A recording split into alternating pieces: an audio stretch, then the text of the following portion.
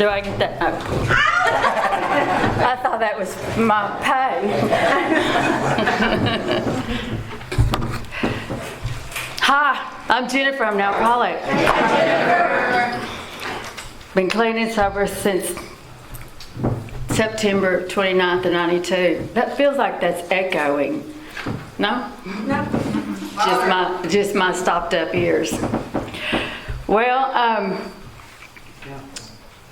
no, it's good. Yeah, no, it's gonna echo. It's echoing, right? Yeah. We're getting some feedback, yeah. Yeah. So, no, it's not me. How about that? Better? There we go. Yeah. So there's that. Yeah. So I have all my stuff here. I'm not contagious. I am sick from here to here with some kind of infection. And my face is probably going to get real red at times because I'm on extremely high dosages of prednisone. And so there's that. Let me just get that right on out. Because I called my friend Diane this afternoon, and it's kind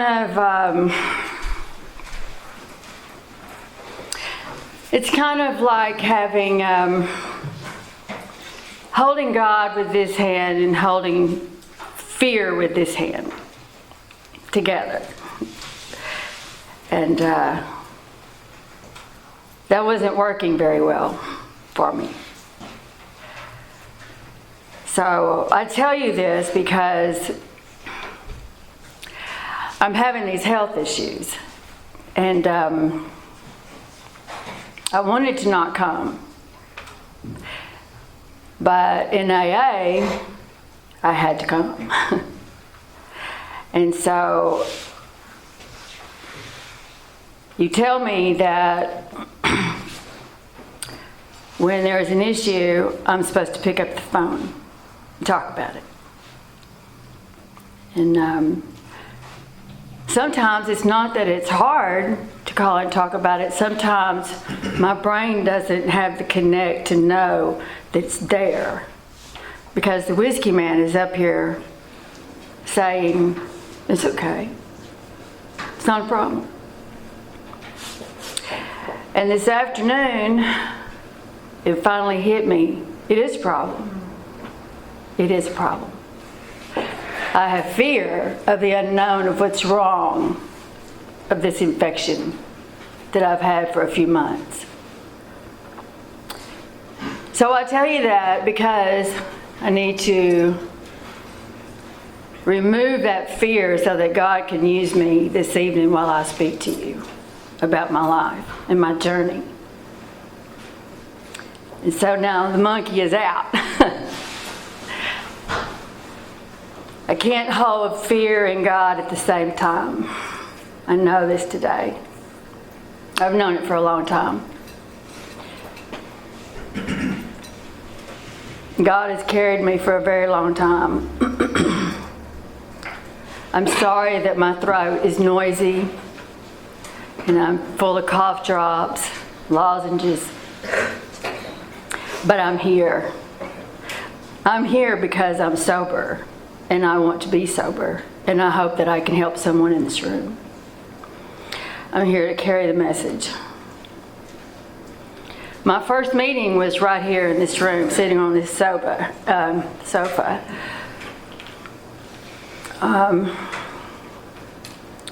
1989.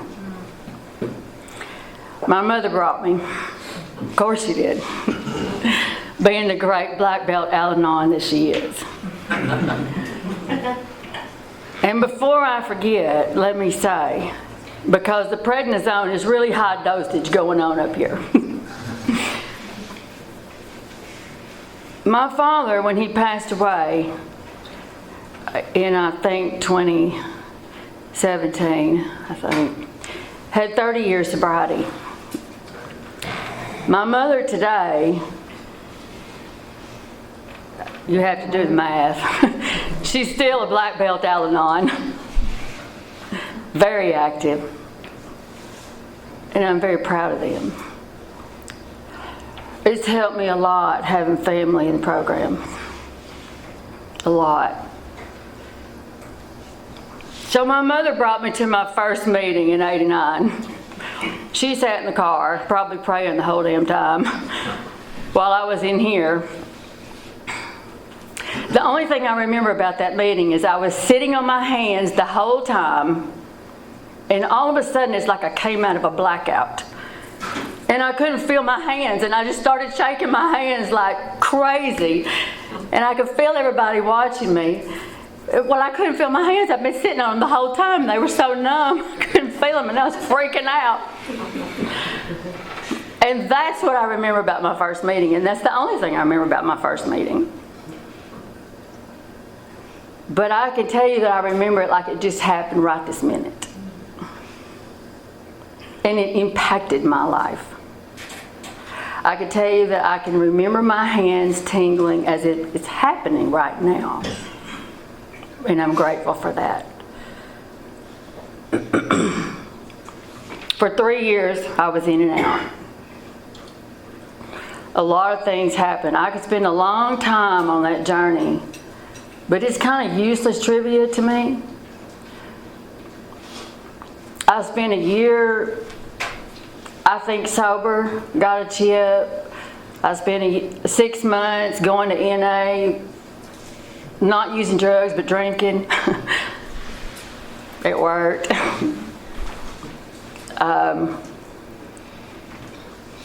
I would go to AA and get me a sponsor and show up at her house, and she's got a bag of pot on her kitchen table. She says it's AA, not NA, so I start getting high and working the steps, you know. I mean, it worked out beautifully. I've done it every way I can think of to work it my way, is my point. I've had sponsors that I've gone and worked the steps, and they've gone to baby showers and told my whole life story. I've had a lot of experiences with sponsors that like to tell my shit. And what that did for me was break down trust of no trust.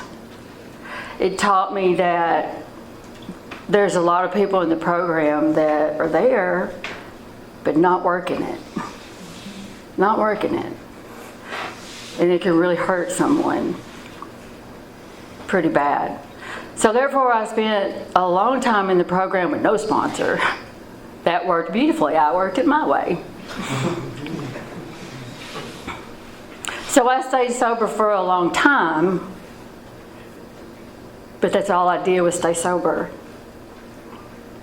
Because staying sober for a long time, working it my way, I wasn't working any steps.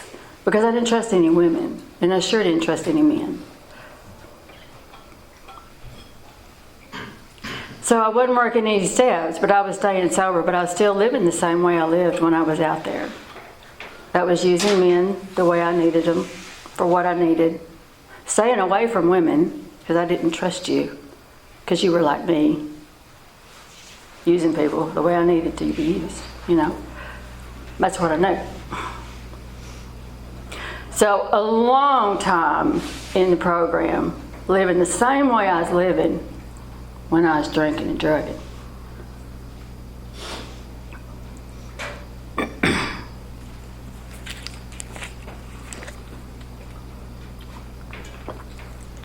You see a lot of people in the rooms not changing. It might be why. It might be why. There's probably a reason. That was my reason. I was still taking your husbands. I was still hurting your girlfriends. I was still lying. Everything was a lie. Because I didn't know what the truth was, because I hadn't worked any steps. So I didn't know about what truth was. I'd never heard of that. Growing up in an alcoholic home, there was no sets of rules. They were called defense mechanisms. That little white picket fence that we had, you know, out there, that imaginary line. That was our new set of rules. Survival. So when you learn to live that way, in the beautiful pit of lie syndrome, it becomes a very natural thing. It was very natural. It was so natural that when I finally found the steps, I just didn't know what to do. Shit rolled out of my mouth so fast that before I knew it, it was so easy to try to bring it back in, and figure out that all that was a lie and try to stop it and slow it. It took a long time. It was just so natural. It took me years. It took me years working those steps to even understand the difference between the truth and a lie. My sponsor, when I finally got one, I was in a treatment center. This is the last time that I drank. I tried to take my life, and I found myself in a treatment center. Scared my parents. So they shipped me off there. There was a guy there, of course. In conversations with him, I met his wife. And I fell in love with her. God finally put somebody in my life that taught me what lies were. She would tell me, Jennifer, just don't say anything. Just don't say anything. Go to meetings, keep your damn mouth shut, sit there and just listen.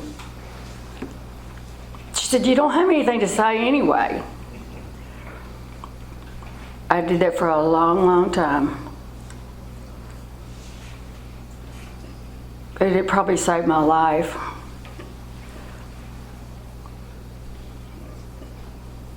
I started to let my mind just start filling my head with what y'all had to say.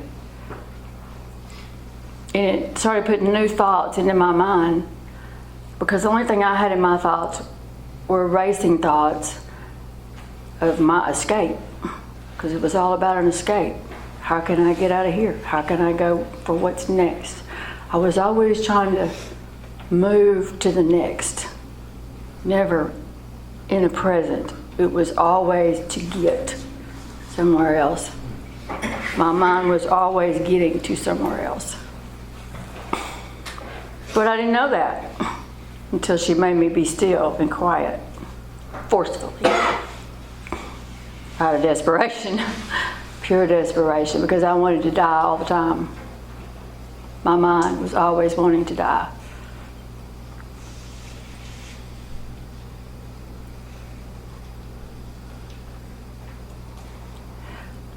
It took me a long time in sobriety, a long time sober, before I even started remembering my past. I was 15 years sober before I even remembered so many things in my childhood, like abuse, neglect, so many things that the brain had to catch up with. I thank God today it took that long for me to remember. I think if I had remembered earlier, suicide might have happened. I think that God has given me what I've needed to remember when it was time for me to remember, because the brain, I don't think, could have handled it before.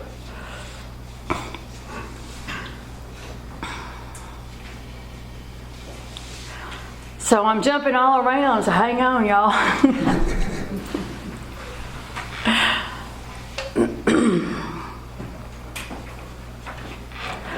A lot happened in my childhood. Growing up with an alcoholic father and a mother that was crazy on the alcoholic, we still had a lot of good memories. My brother was always trying to take care of me, and it was just a little sick cycle going around, but we did have some really good memories growing up, as sick as it all was. I loved my family then, I love them now. Abuse and all, love was still there, and it's there today. I look at my life and how my journey has been, and I know for myself, I think, if I had known better, I would have done better. And I know that to be for my family too. I know for my parents, if they'd have known better, they'd have done better. And I know for myself, being in recovery, I have tried to do better for my family. I have a son, he's 22, and he's in the military, and he's doing very well.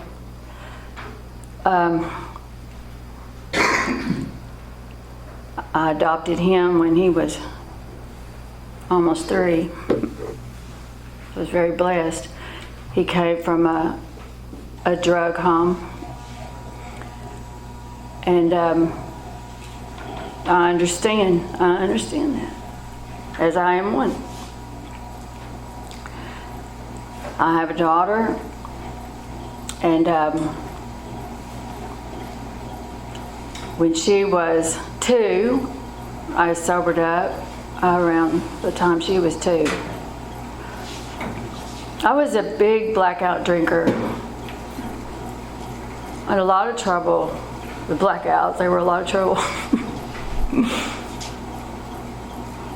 I used to get up in the mornings and make a circle around my car every morning. We all know why.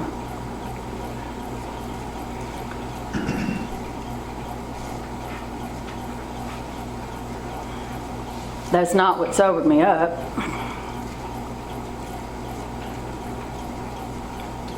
When I first got here, I had been in a blackout for the best we could put together for 3 days. And when I came to, I was in a tree. My car was in a tree in the middle of the night, and my daughter was with me. She was okay, but she was hurt. And what they told me was that I had picked her up from the babysitter where I had left her all weekend, and they didn't even know I'd been drinking. They had no idea. I never knew I'd picked her up. I had no memory of picking her up. And the time frame of picking her up that afternoon to the time of us driving into that tree at around 2 in the morning, I have no time. I have no idea. You would think that would sober me up. It didn't. But it is what got me to my first meeting.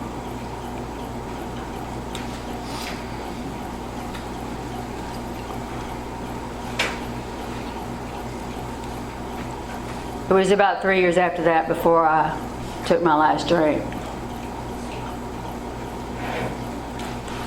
I still find it very, very strange how we can do that.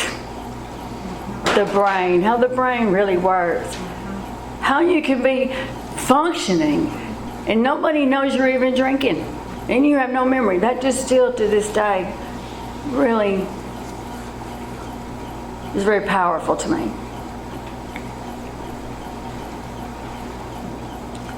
I had friends that drank like me, but they don't have a problem. They don't have the disease of alcoholism. And that has really impacted my life when I think about it. Because what you taught me about that is they get up and they go to work and they get off and they drink like I did, and they get up the next morning and they go to work, they get off and they drink like I did. But they don't have this little thing called guilt, shame, and remorse that just wears them down like myself. They just get up and do the same thing over and over and over. Laughing, having fun, just going to work, the job is great, family's great. They drink just like I did.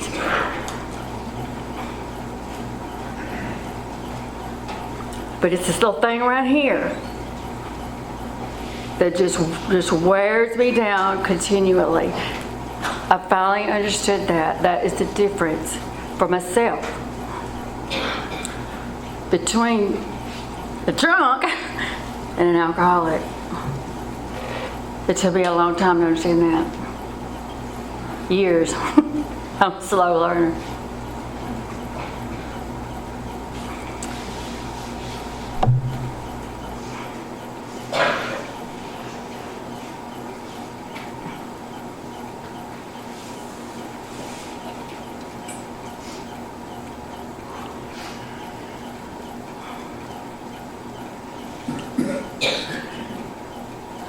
I'm grateful for this program of Alcoholics Anonymous. I'm grateful that after I got that sponsor, I could do what she asked me to do. And I could start working these steps and start working this program. I hurt a lot of people when I was drinking and drugging. I hurt a lot of people. I hurt my family. I hurt my friends, but I hurt myself. I hurt myself. And I don't want to do that anymore.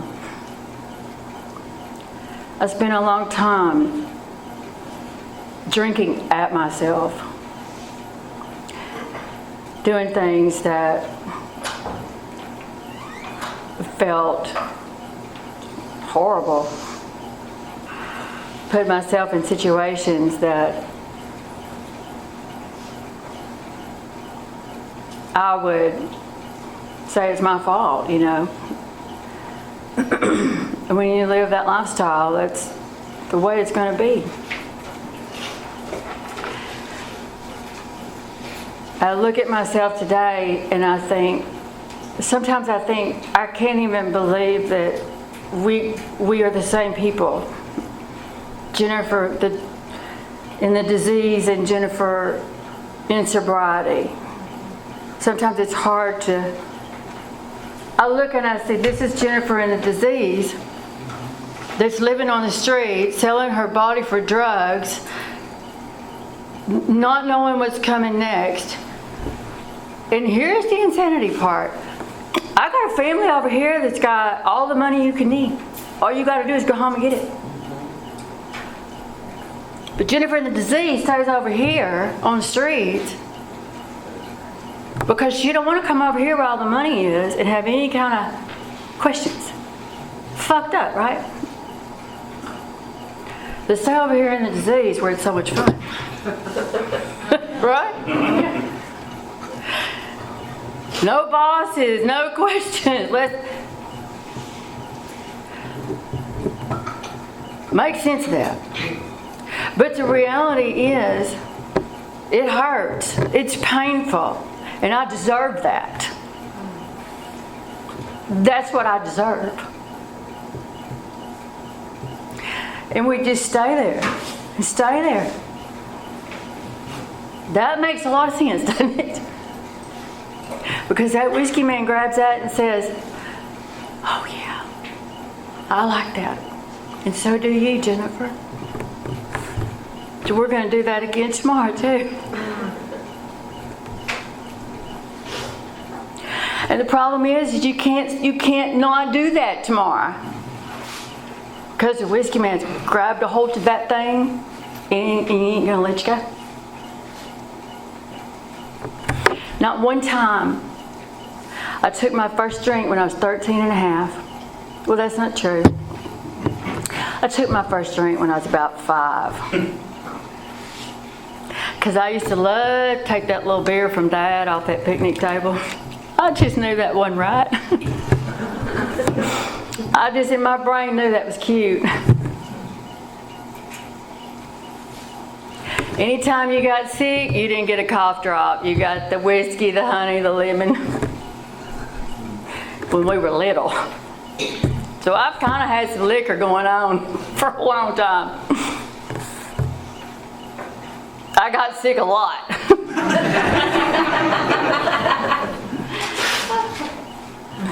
We had a liquor cabinet all the way across the kitchen cabinet. It was full. A laundry room full of beer. It was like a liquor store at the house. It was a perfect setup.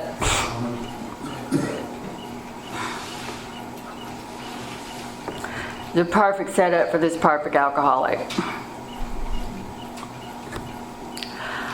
I had my first drunk when I was 13 and a half with two of my girlfriends out at the farm while we were riding horses. I got really, really drunk. I got really, really sick, passed out, got up the next morning, and we got drunk again. That's the way it went from 13 and a half until I got here 15 years later. Every day I drank. I didn't get drunk every day, but I drank every day till I got here. And not one time did I ever think, I don't think I'll do this. Not one time. I hear people say, I tried to stop, I only drank, not one time. It never occurred to me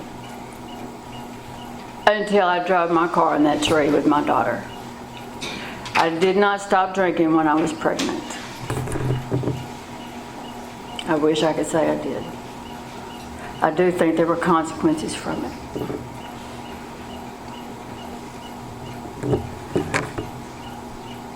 A lot of things happen sometimes when we are in our disease, and the consequences that come later are not always easy.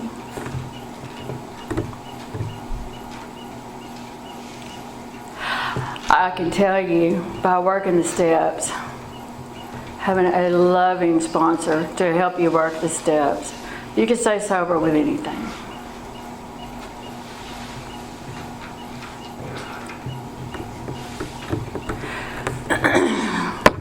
So my son is in the military.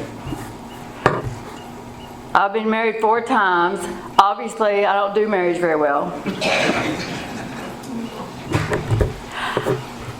I have yet to marry someone because I loved him. There's that.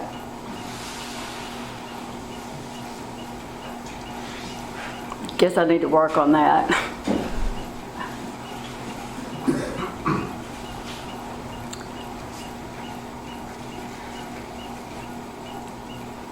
I'm a true friend.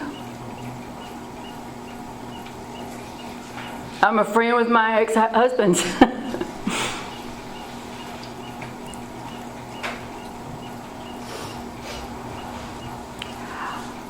I didn't care too much about people when I was drinking and using. I only cared about myself.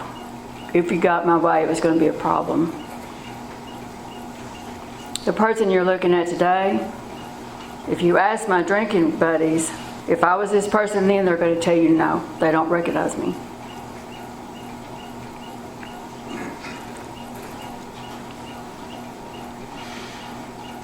If my family was here, they would agree.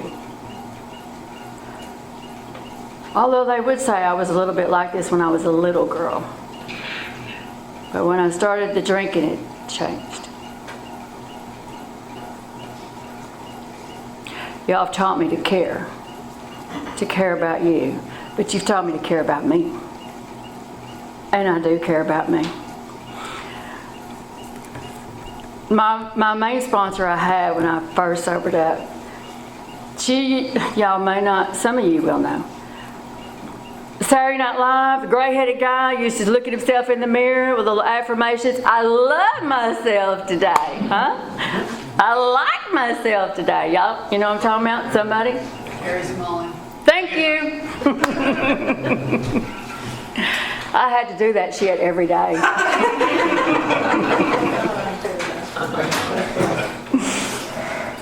Back then, every other word was a cuss word out of my mouth, and I used to cuss you out just to look at you. That was not fun. I had sticky notes all over my bathroom mirror. Smile, Jennifer. Because I didn't smile much. I was mad, angry, pissed off, negative, wished I was dead. Kind of wished y'all were too. When I first sobered up,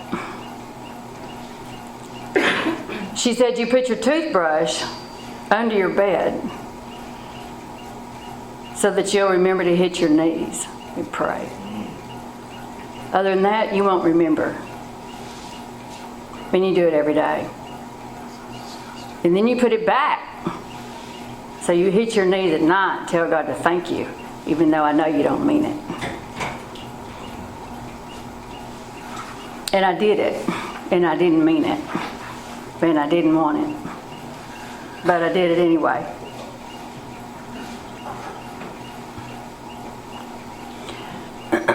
And all of a sudden, something changed. I wasn't drinking.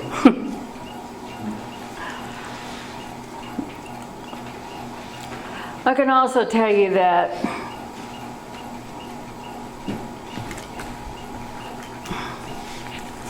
something happened. I have these pieces of paper. She made me write notes. I did it. And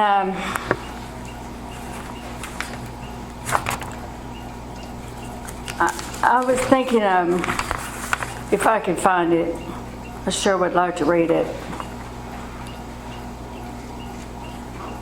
I honestly feel like 1992 is going to be a good year. I know there will be lots of changes, but they will be far better. I am fearful of it, but that is okay.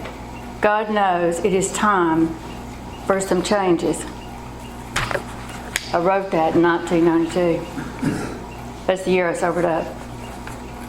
I'm still sober.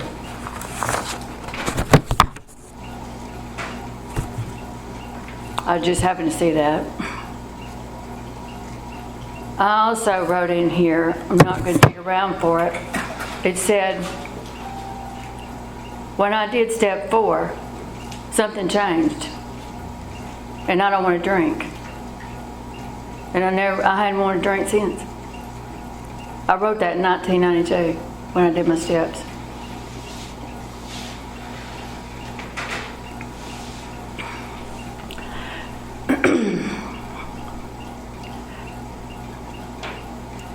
When I surrendered, when I did those steps, I surrendered.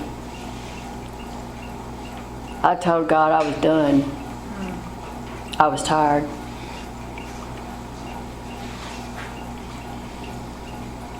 And I'm telling you, I hadn't wanted to drink. Every morning I surrendered to God. I don't think I've missed. When I was 15 years sober, I had something happen. It doesn't matter what it was.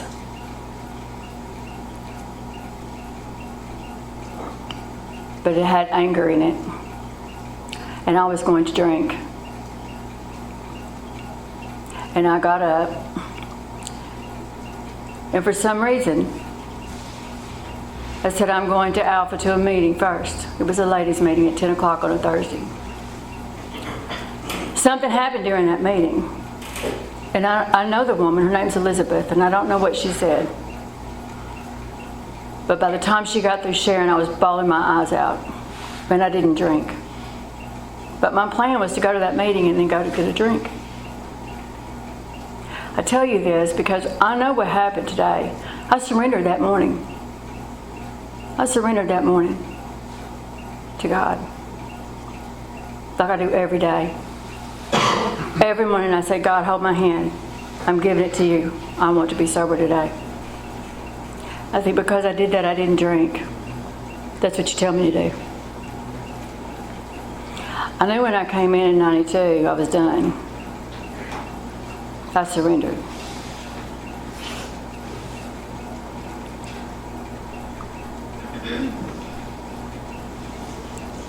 I've been with God every day, and God has been with me.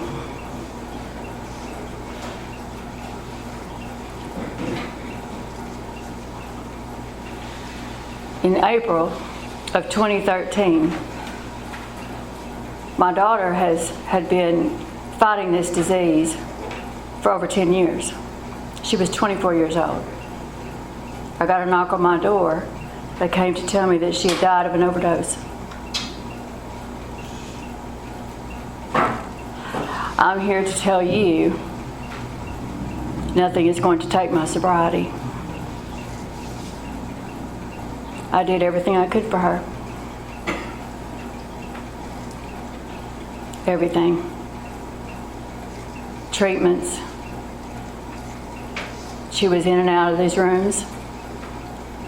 She tried to work these programs. She was in and out of jails. Everybody tried to help her.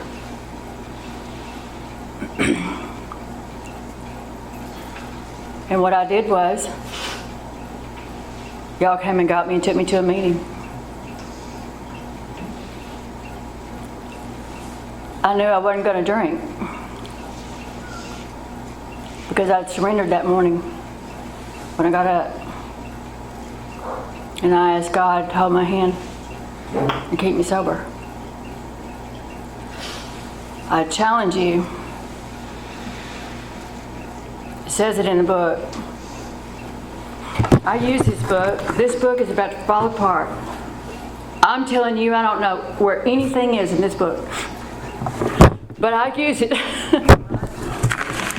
But there's 3 pages in this book that tells you what to do every day. It tells you to get up and hit your knees. And it tells you to go to bed and hit your knees. It has direction for our life. And if we do that, I challenge you to do it, your life will change. Forever. Forever. It might not always be easy. Some days just might damn well suck. For a while. But you won't drink.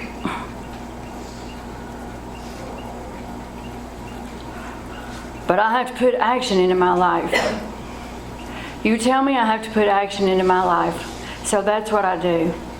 Even when I don't want to. And I'm going to tell you, I really didn't feel like coming up here tonight. My throat hurts. I'm tired. But I'm here because this is Alcoholics Anonymous. And I love Alcoholics Anonymous almost more than life itself.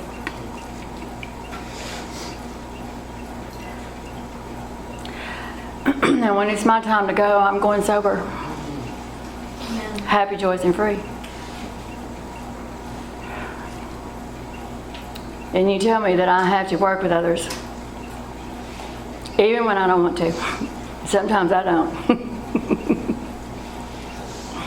But guess what? Sometimes y'all don't want to work with me. And Randy, there are people out there that don't like me.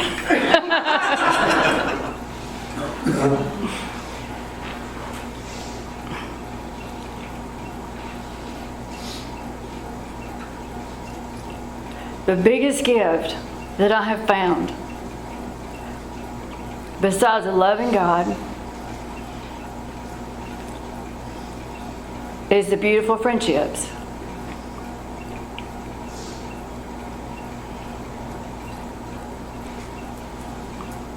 I had a lot of friends growing up, and I still do. I still have those friends. But our conversations are not the same as the conversations I have with y'all. When y'all sit at my breakfast table, men and women, because I have men friends just like I do women friends today that are very true. Some of you, like Steve, my brother, that's the way I feel. Our conversations are different. They truly are the language of love. We have a different language from outer space. It's a love like I've never seen in my life.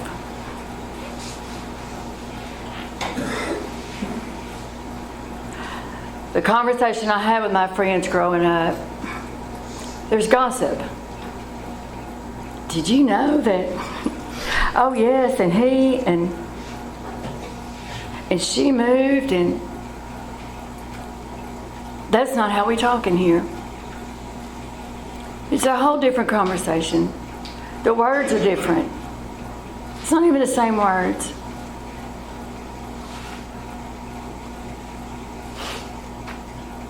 This is what I've looked for my whole life. I didn't know it was here. I did not know this language existed. Why would I ever want to leave that? That's why I'm still here, Randy. That's why I'm still here.